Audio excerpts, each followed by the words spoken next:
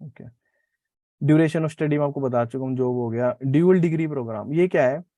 Dual degree भी हो सकता है, इसमें ट्रिपल डिग्री भी होता है। इसमें क्या होता है कि आप एक यूनिवर्सिटी में एडमिशन लोगे, उस उस यूनिवर्सिटी के मान लो एक या दो कंट्री से टाई अप होंगे, तो आप क्या करोगे पहले, फिर उसमें उसमें ऑर्डर भी दे रखा होगा कि पहला सेमेस्टर आपको इस यूनिवर्सिटी में करना है, दूसरा इधर करना है, बाकी दो इधर करनी है, ऐसा। तो ट्राई कंट्री भी हो सकता है, अगर दो कंट्री में तो ड्यूअल, दो कंट्री में तो दोनों कंट्री की डिग्री मिलेगी आपको मास्टर्स की, तो उसको ड्यूअल स्टडी बोल देते हैं।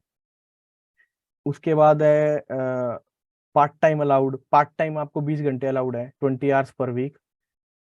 और थोड़ा सा इसके बारे में चलो मैं अभी बता देता हूँ, मेरे को श्योर नहीं, मैंने आगे लिखा था या नहीं। पार्ट टाइम में आप कितना कमा सकते हो? मिनिमम सैलरी मतलब मिनिमम वेजेस जिसे बोलते हैं, वो आपको 12 यूरो पर आवर मिलेंगे अभी 2023 के हिसाब से। 12 यूरो का मतलब है कि 12 नहीं, 108, 1080 के आसपास, ठीक है, पर आवर के, ठीक है। और आप 20 घंटे काम कर सकते हो, तो आप कैलकुलेट कर लो आप, तो अराउंड 80,000 रुपीज हो गए इंडियन करेंसी में, तो यानी कि 900 यूरो हो गए, 800 to 900 यूरो। और एक यहाँ पे हीवी करके जॉब होती है, हीवी, HIWI, हीवी जॉब होती है, या उसको मिनी जॉब बोलते हैं। उसमें आपको 10 आवर्स पर वीक काम करना होता है, जो आप उसके एडिशनल कर सकते हो, 20 आवर्स पर वीक के एडिशनल में कर सकते हो। वो आपको जनरली यूनिवर्सिटी में मिलती है, प्रोफेसर्स के अंडर में। वो वो 520 यूरो की जॉब होती है, मतलब वो हर साल बढ़ती रहती है थोड़ा थोड़ा थ्रेशोल्ड। वो टैक्स फ्री होता है। और जो पहले जो 20 आवर्स पर वीक वाली जो पार्ट टाइम जॉब रहेगी, उसमें आपका अराउंड 10% टैक्स कटता है, 9.3 कुछ परसेंट टैक्स है। अ, तो वो ये ऐसा है। तो अगर आपको पार्ट टाइम जॉब लग गई ना, तो आपका स्टडी ड्यूरेशन वैसे ही बढ़ जाएगा, क्योंकि आप बहुत ज्यादा चिल हो जाओगे, ठीक है। और जो यहाँ पे जो मेन रीजन, एक one of the main reason जो मेरे को समझ में आया है, कि आपकी डिग्री का टाइम इसलिए भी ज्यादा बढ़ जा रहा है क्योंकि आपको कोई फीस नहीं लग रही, ठीक है। आप पार्ट टाइम में अपनी फीस दे पा रहे हो, आपके ऊपर कोई प्रेशर नहीं है। फॉर एग्जाम्पल, अगर आप MBA या कोई भी मैनेजमेंट कोर्स कर रहे हो, मान लो जिसकी 5,000 या 10,000 यूरो पर सेमेस्टर फीस है या पर ईयर फीस है, तब आप पढ़ोगे, तब आपका पार्ट टाइम की तरफ ध्यान नहीं होगा, आपको होगा कि सेमेस्टर निकालना है। अदरवाइज मेरे को एक सेमेस्टर और चला गया तो उधर भी फीस देनी पड़ेगी, ठीक है। मतलब कुछ केसेस में फीस देनी पड़ती है, कुछ में रिलैक्सेशन होता है, कई में मतलब हाइब्रिड सा स्ट्रक्चर है।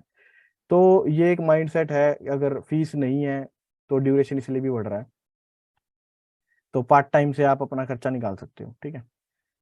पोस्ट स्टडी वीजा प्लस में अपॉर्चुनिटीज। पोस्ट स्टडी वीजा क्या है? आपको, आपकी डिग्री खत्म हो जाएगी, मास्टर्स डिग्री, उसके बाद आपको 18 महीने का वीजा मिलेगा, 18 मंथ्स का, जिसमें आप अपनी जॉब सर्च कर सकते हो, ठीक है। और ये ये एक ऑप्शन है, ठीक है। Full time study plus full time job, ये थोड़ा सा एक्सेप्शनल केस है। मतलब बहुत कम लोगों को पता है या करते हैं। मैं ये कर रहा हूँ, इसलिए मैं आपको बता रहा हूँ। फुल टाइम स्टडी क्या है? जैसे मैं मास्टर डिग्री में एनरोल्ड हूँ अभी भी, बट मैं फुल टाइम जॉब कर रहा हूँ मैं, अराउंड 2-3 साल से, ठीक है।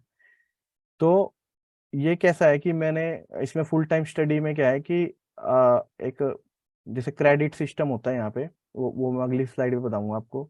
तो मैंने ऑलमोस्ट 90 क्रेडिट मैंने पूरे कर रखे हैं, मतलब 3/4 ऑफ डिग्री मैंने कंप्लीट कर रखी है। और फिर मैंने फुल टाइम जॉब पे स्विच कर लिया मैंने।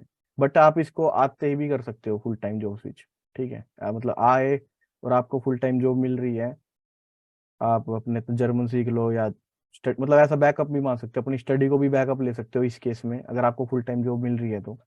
बट आई विल रिकमेंड कि अगर आप फुल टाइम जॉब कर रहे हो स्टडी के साथ में, तो डी रजिस्टर ना करें यूनिवर्सिटी से, ठीक है। उसको पढ़ा रहने दे, या अगर आप पढ़ना चाह रहे हो, थोड़ा सा एक्स्ट्रा एफर्ट डाल सकते हो, तो दोनों चीज भी कर सकते हो, डुएबल है दोनों चीज, ठीक है। लिविंग एक्सपेंस मैंने आपको बता दिया, पार्ट टाइम मैंने बता दिया, फुल टाइम में आप कितना अर्न कर सकते हो, ठीक है, ये मैं आपको बता देता हूँ अभी, ठीक है। एवरेज सैलरी यहाँ पे स्टेम कोर्सेज में जो स्टडी मतलब करके गए हैं, या MBA भी उसमें इंक्लूड होता है, MBA की भी सेम सेम सैलरी है ऑलमोस्ट स्टेम की, अगर आपके पास एक्सपीरियंस हो जाएगा तो बढ़ जाएगी।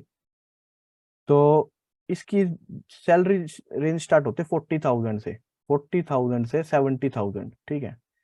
अब ये कहोगे कि बहुत ज्यादा डिस्पैरिटी है, वो ऐसा है कि जनरली जो, अगर मान लो आप CS कंप्यूटर साइंस के स्टूडेंट हो, तो आपका, अगर आप छोटी सिटी में हो तो, और आप अराउंड ब्लू कार्ड की रेंज होती है, ब्लू कार्ड में आपको बाद में बताता हूँ, ब्लू कार्ड है जिसमें अराउंड 45,000 की रेंज है, तो वो आपको दे देते हैं, ठीक है। 45,000 आपका लग जाता है।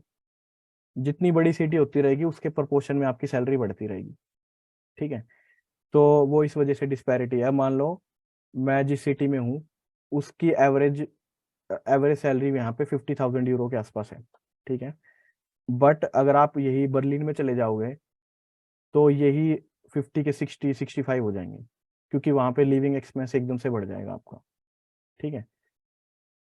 इसको ऐसे मान सकते हो, जैसे अभी एकोमोडेशन अराउंड 400 यूरो है मेरा इधर, तो बर्लिन में अराउंड 1000 यूरो होगा, ठीक है।